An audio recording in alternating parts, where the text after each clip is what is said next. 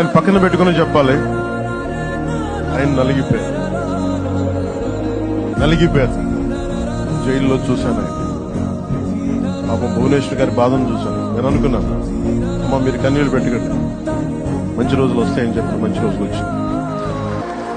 వారికి మనస్ఫూర్తిగా వారికి నా హృదయపూర్వక శుభాకాంక్షలు. మీరు అద్భుతమైన పాలన ఇవ్వాలి అందరికీ మనస్ఫూర్తిగా నేను తెలియజేసుకున్నాను.